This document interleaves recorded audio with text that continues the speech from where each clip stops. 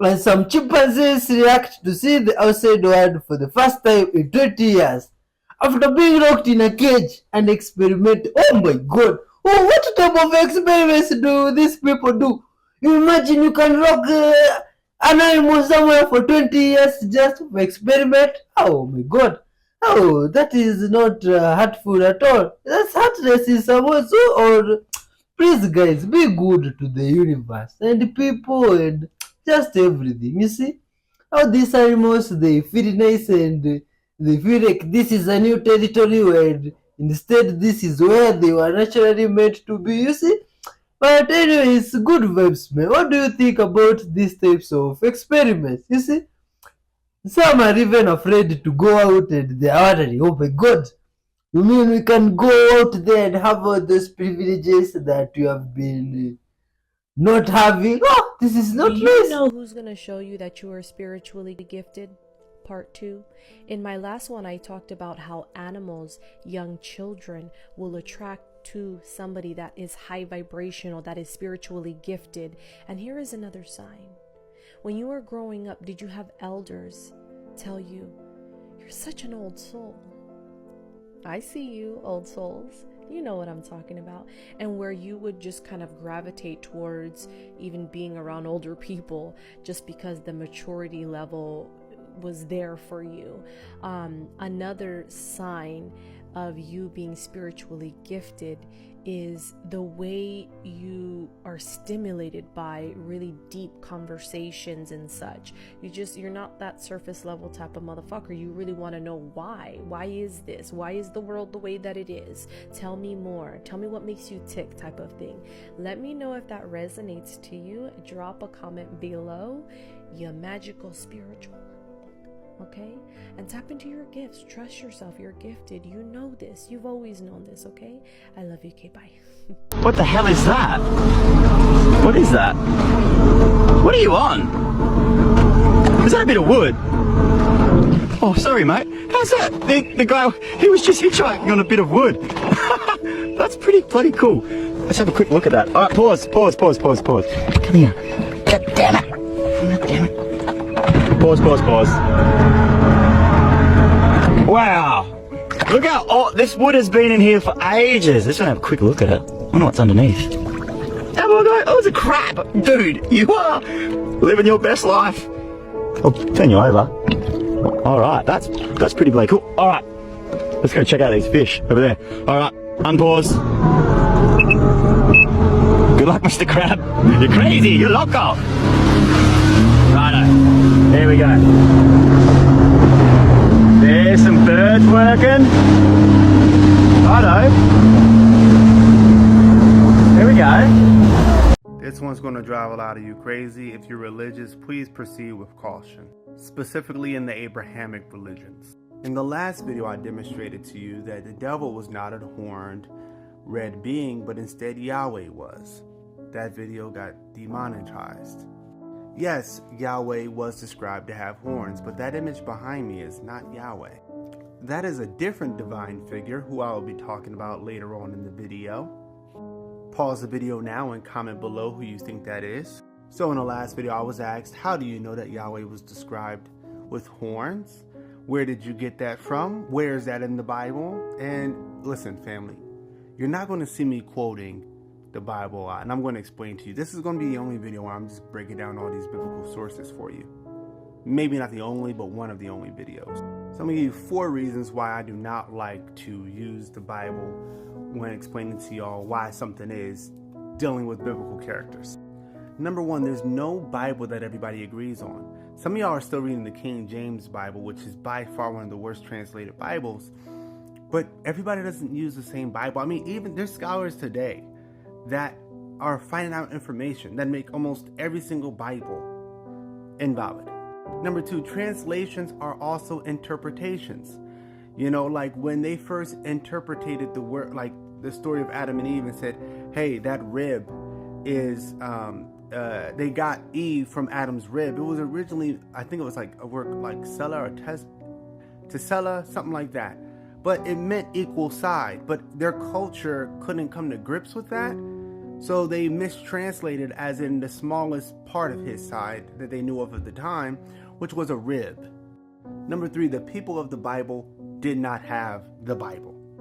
Like the Bible that you are all reading from today, the people who you are reading from, the authors of these stories and these scribes, did not have a Bible. They did not have a religion, especially not Orthodox Judaism, Orthodox Christianity, Orthodox Islam. None of those things were in existence at the time in the way that they are today, because Judaism is kind of the caveat to that. And then on top of that, not like the people who wrote these stories did not perceive God the way that you all perceive God, like at all. Like most of your perceptions about God are after the entire Bible, Old Testament and New Testament. And then lastly, if you read the Bible, but you do not understand the culture and the mythology of the people of the time in which it was written, then you don't really understand it, and you're going to have a very hard time understanding it. Doesn't matter how many times you've read it. Doesn't matter even if you read it in Hebrew. If you do not understand the people in which it came from and how they perceived gods, then you're not going to fully have an understanding for what they're trying to say and convey. Okay, so now I'll give you some scripture. Okay, Deuteronomy 23:22 is where you'll find God having the horns like an ox or like a bull. You can find that in the Revised Standard Version and the Bible in Basic English Version. But again, I don't like doing this because there's different translations. Some talk about a unicorn, some talk about a rhinoceros. So those are the ones that I am using for them. Another thing you have to understand is that Yahweh was to become the next El. And El was associated with a bull because he was strong like a bull. The most powerful gods of that region were all associated with bulls. This is why Yahweh is, in that reference, talked about beside an ox or a bull. So how does something so powerful and divine become so demonic? One, you will not find any reference in the Old Testament or New Testament of the devil with giant bull horns, red skin, because these were good qualities at that time, or brownish red skin was. But later, when the Christians look back at all these pagan or polytheistic religions and spiritual systems of that area, mythologies, they're seeing the gods depicted with horns. So they are saying that they are of the devil, the enemy, because these are different gods. And having multiple gods at that time in Christianity and time today was seen as demonic. So they start to associate horns and nature, which is a problem in itself, with the devil. See, they want you to associate the devil with nature itself, but it's important for me to say that yes, a part of nature has to be what you call bad, but really the devil is entropy, and entropy is the devil. What is entropy? Entropy is normally interpreted as randomness or chaos within a system. This is a principle in thermodynamics, but it can be described about many things, just chaos, destruction, randomness. So an invisible force that is perpetually taking everything into chaos. That's what entropy is. But when scientists first found it, right, and discovered this, no one's going to call this thing the devil or the Satan. It sounds too spooky. So they just gave it a name, entropy. But it's the same thing as the devil. Let me explain. When someone says, I'm fighting my demons, they're talking about they're fighting the chaos from within. They're fighting something from within that's going to cause a certain amount of entropy. Or somebody says, the devil made me do it. And I know that sounds silly, but just imagine, I explained this in the last video, but I'm going to explain it again. Just imagine a kid who is in the hood and everybody's getting jumped and stabbed. But the kids who are not in gangs are safer because they have a group to protect them. And so a gang comes up to them and says, hey man, join this gang. The devil made me join the gang, right? People will say that, and that's really what they mean. I mean, they're not going to articulate it like that, but the entropy and destruction around them push them into this direction. Or the devil's luck, which people normally say when it's a sequence of terrible, destructive events happening back to back to back. Again, they're talking about entropy. Now, this is extremely important when I say this, that I'm not saying that when the people wrote the Bible that they were talking about entropy. I'm saying that subconsciously, when you talk about the devil, you are referring to entropy. You're referring to an invisible force that is constantly bringing the universe toward entropy and chaos. I should say destruction and chaos, but they're all the same thing. So people have been asking me, because I've been talking about this for years, people have been asking me to create a course. I made one. It's $1 right now, but it's only $1 today. When I wake up tomorrow morning, it will not be $1 anymore. It is $1. This thing's worth thousands of dollars, but I'm giving it for $1 because I love y'all. And it's out for $1. There's a book that comes with it. Get that. It's called God's Journal. Both these things show you how to travel into different timelines to become your highest self. I know that sounds pretty extraordinary and like it's not real, but it's very real and you can do it. And it shows you how to deal with entropy. So make sure you get that. It's in the link at the top of the page. So just as devil can be a title, right, that you apply to things that are creating entropy. See, the gods used to be something that you could earn. It could be a title almost, like Elohim. Elohim or Elohim means gods. Moses was seen as a divine being, as an Elohim. It says that in the scripture. This is why it wasn't a big deal when Michelangelo and many other people used to depict Moses with horns, because horns were associated with the Elohim, with the gods. But today, again, horns are demonic. And so when horns became demonic in Christianity, they went back and they looked at this. They said, why are we depicting Moses with horns if he is a prophet? Right? So they re-examined the scripture and they said, well, the same word for shining face and the word for horns coming out, they're so similar. Or shown, the word shown in Hebrew and the word horn are so similar that they must have mistranslated this, and his face was supposed to be shining. So that's the translation you'll see today. But my point is, they only did that when horns were seen as demonic. So they had to go back and reevaluate it, whether the translation is, true or false. That's not the point. In fact, the one behind me is Moses. I wonder which one of you guessed that down in the comments. Make sure you get that course. It's in the link at the top of the page. It's only $1 today. Tomorrow, it'll be more than $1, and it's worth thousands of dollars. So, and make sure you get God's Journal so you can travel through the multiverse. I love you all. Peace. Oh my god, that's creepy. That's really creepy. If you would shoot someone because they try to steal your dog, that means you value a dog's life over a human's life.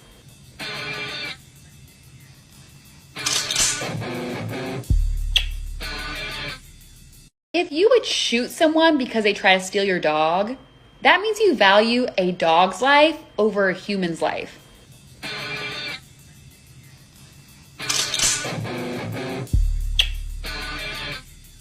If you would shoot someone because they try to steal your dog, that means you value a dog's life over a human's life.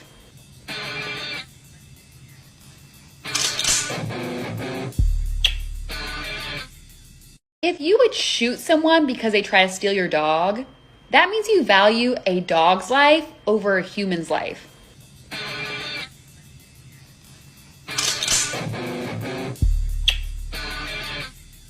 If you would shoot someone because they try to steal your dog. Oh my god, please, let's be good people and avoid chaos. You see? That nobody could be stealing anything and nobody could be shooting one another. Good vibes, man.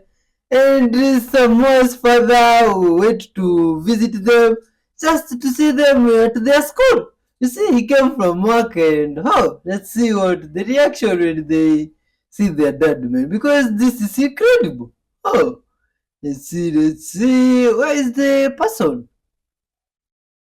It's like they haven't seen him yet or something like that. And they are really happy, man, to see that this is interesting. Much love to all parents out there, to all the moms, the dads. You are loved and respected. Even to all the grandparents watching, big up to you, man. Much love. To all the kids watching. Alright, so I couldn't just come out here without getting some more video of these two.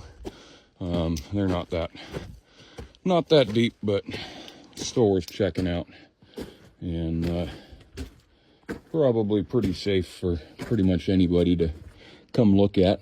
You can see the face there. I will just drop down in here. Looks like somebody's been doing some digging in here.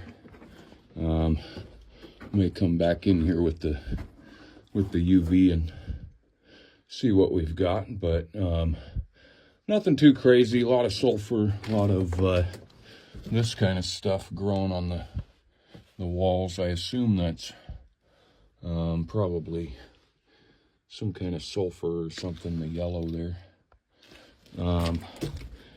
But I'll go ahead and head back out here and check out that lower one. It's about the same as far as depth goes, but I said it's been a while before the fire came through, so a bunch of collapse on top of the cribbing here. Let's back that up a little bit. There we go. But it doesn't go much further either. I'll go ahead and hop down in here under all this mess. I almost think that this one may have declined down in here more or something, or they had planned on doing that, because they kind of step up to the surface here, and then it keeps getting shorter. Obviously, this is not a safe position here. More of the vein there or whatever. A little bit of, it looks like, well, at first sight it kind of looked like galena. That doesn't really look like galena now that I look at it, but I'm sure there's gold in that black there. Yeah, so it just comes in a little ways here.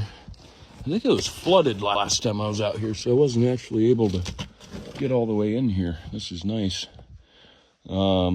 Pretty collapsed. You know, you don't really want to come in here unless you have to, but all of that has fallen down on the back there, or the ceiling of that. So, but it is kind of curious why those two center ones are lower, like they just built under a spot they didn't want to remove. But a little bit of something. It almost looked like calcite, but I don't think it is. A little bit of green right in there, in the rock, kind of like the there it is, out at the Old Dominion or whatever. But yeah, some pretty good minerals in here. So I'm gonna go ahead and turn the UV on and see if anything glows in here. This is the middle.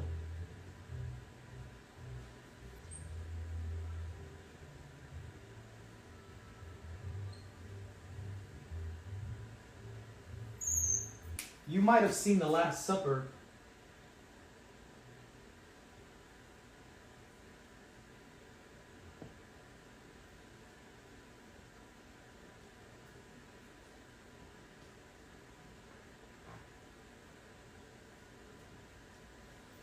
This is Mary and this is Jesus, and there's a V. This is that's Virgo. That's Pisces, that's Jesus. So he's the fish. That's the fish of Pisces. It's actually this. So this is that, is this, which is this.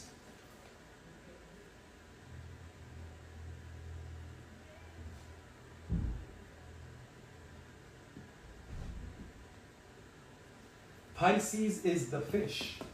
That's why Virgo is holding the fish. Because that's a M for Mary. That's the Virgo sign. And she's holding the fish. So what you have to know is that when you have the zodiac wheel, this is Virgo and the opposite is Pisces. They're opposites, which means Virgo is here, Pisces is there. Okay? That's why the fish is born of a virgin, because when the sun enters Virgo, this is Aries, Taurus, Gemini, Cancer, Leo. When the sun sets in Virgo, at nighttime you will see Pisces come up from the horizon. This is the horizon line. So as Virgo is going down the horizon, Pisces is coming up from the horizon. So they say when the sun enters Virgo, the fish is born every time the sun enters Virgo, every single time. As the virgin goes down, the fish comes up. You must know the opposites.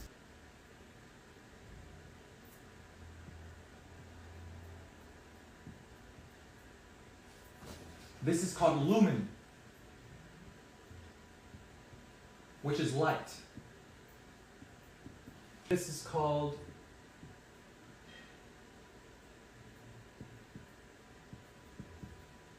Cristo, which is Cristo, which is light.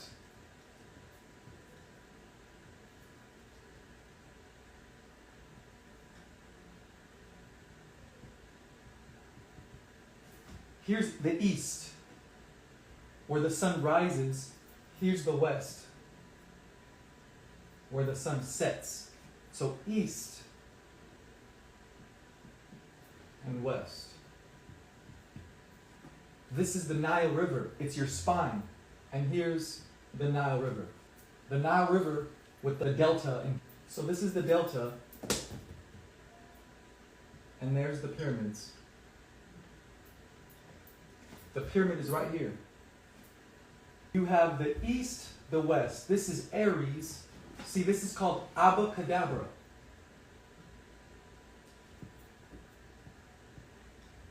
A, B, C, D is Abacadabra, which means open sesame. So it's the opening. So guess what? Thank you, Santos. This is Abril, April. This is Libra, September. So you have April and Libra, A-B-R-I-L-L-I-B-R-A. Abril is Libra. It's equal. This is east, this is west. Springtime, fall time. The equinoxes. This is west. This is where you wake up in the morning at 6 a.m. And this is where you rest at 6 p.m. Rest. This is the mother, which is magnetism. M. M is the 13th letter, and there's 26 letters. So 13 plus 13 equals 26. So it's the very middle. English equals 26 in gematria. So is Yahweh in Hebrew gematria. Okay? Thank you, Santos. Y, Yod is 10, H is 5, this is 10, 5, 6, 5. This equals 26. So the point is, God is the alphabet. God is Alpha and Omega, which means the beginning of the alphabet and the end of the alphabet. But in Hebrew, Aleph, all the way to Tav. There's only 22 letters in Hebrew. There's 22 letters in Hebrew, but there's 26 in English. This is Alpha. This is Omega. Alpha comes from the Hebrew word Aleph, which comes from the Egyptian bull Apis. Apis is the bull. So this used to be, so this was Apis, became Aleph, became Alpha, became the letter A. That's Mercury, right? Well, Mercury is Jesus. He's the messenger. Mercury is known as the messenger of the gods. This is Aleph and Tav. This is basically Alpha and Omega. Jesus, he is the messenger. He's the one who talks to God. Let's say this is God. There's God. And down here is man. So here's man, here's God. Who's the one that connects God to man? Well, it's your nervous system. Mercury represents the 5 senses.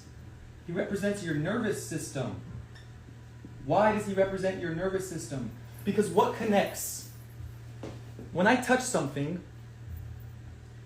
my nerves have to go from my fingertips all the way to my brain so I can interpret what I'm feeling. I say, oh, that's hot. Oh, that's cold. Oh, that pokes me. So basically, the messenger that connects my body, my fingertips, or the bottom of my toes, like how do I get a signal from my foot up to my brain instantaneously? There's electricity shooting from the tip of my toes all the way to my brain. So my nervous system is the messenger that connects my lower body, which is man, to my upper body, which is God, which is me. which is my brain, which is my consciousness. My consciousness, Mercury is the messenger that helps humans communicate with God, the physical with the non-physical. So my consciousness inside of my head, the consciousness in my head is spirit, is God, and my nervous system, which is my brain with all my nerves, that's the nervous system. The nervous system is the communicator that helps my body communicate to my brain, which is my consciousness. Not my actual brain, my consciousness, my awareness. What am I feeling? What am I touching? What am I doing? Mary is the middle, that's the mother, that's magnetism. From the middle of the alphabet, from that you're gonna have duality. So the entire alphabet, that's why God says, I am the Alpha and the Omega. He's the whole alphabet. Letters give us quality, and God is quality. He is not quantity. Everybody says God is numbers and God is math, but that's actually wrong. The world that we see is math because you can count things, but you can't even see my magnetic field. You cannot count or measure my love or my intelligence or my wisdom or my imagination. So therefore, God is letters. I want people to start identifying God as letters and numbers and not just numbers, because God is quality and quantity. See, God is spirit and matter. The devil is just matter. God is, you could say, just spirit, but actually God is everything, is spirit and matter. You can't just say it's numbers. Numbers gives you quantity, letters gives you quality. Like, for example, thousands of songs being made every day. And each song has the same letters, but they're just arranged differently. You can spell car, tractor, you can spell van, tank. Those 26 letters can be arranged differently to make different things, and you can have all these names. You can have an apple, a red apple, a green apple, a blue apple, a purple apple. So letters gives you the quality. Numbers just gives you the quantity.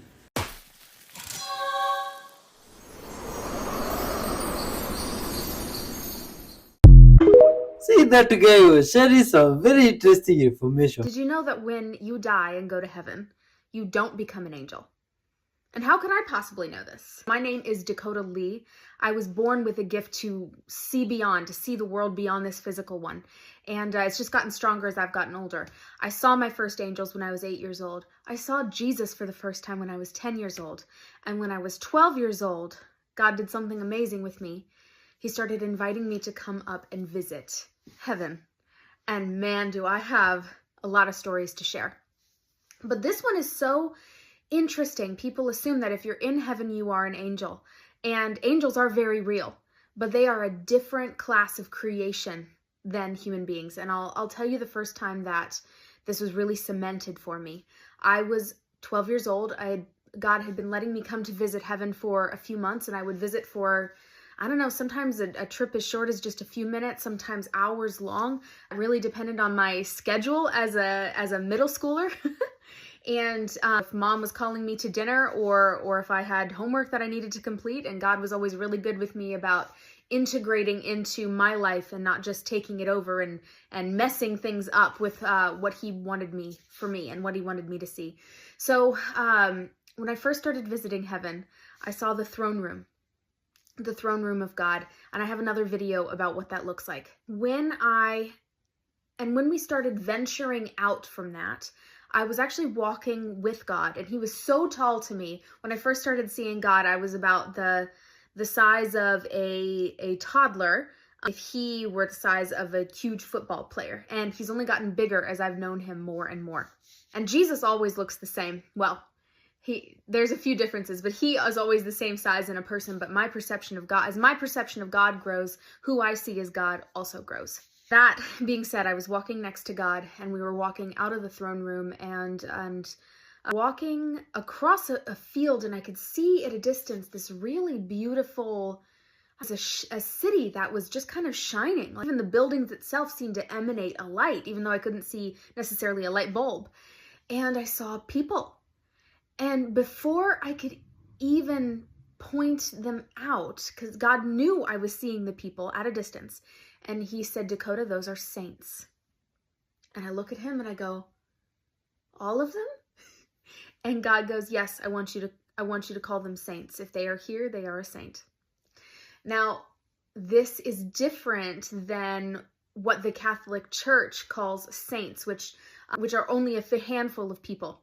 For God, if you believe in God and you surrender to him in the way that Jesus showed us how, then you are a saint, and that's where you go.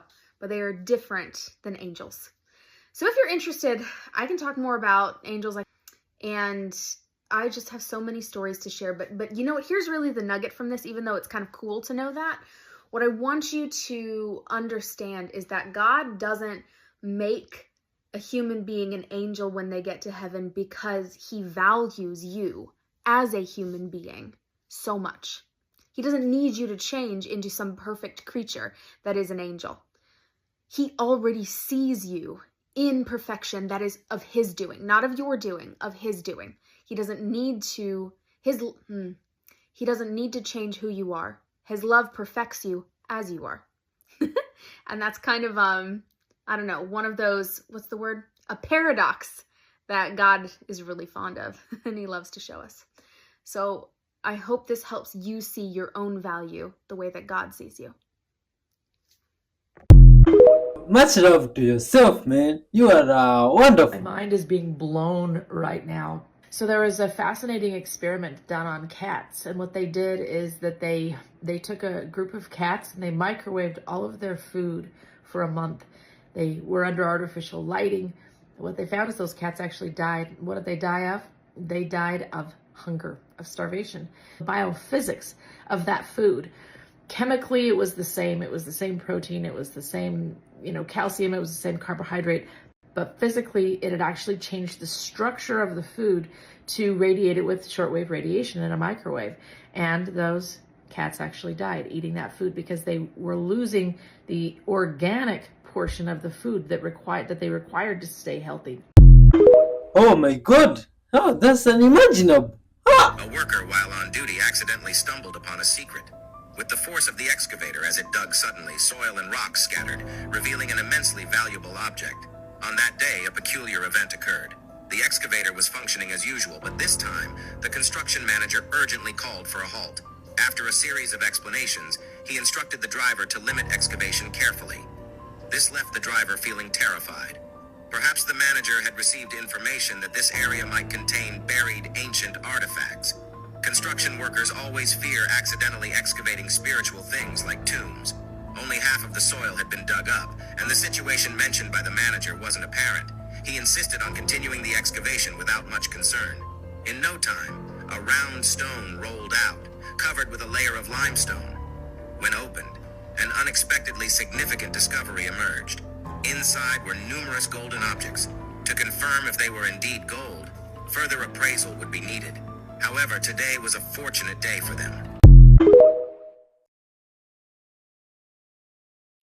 Look at how old the film is. This isn't fake.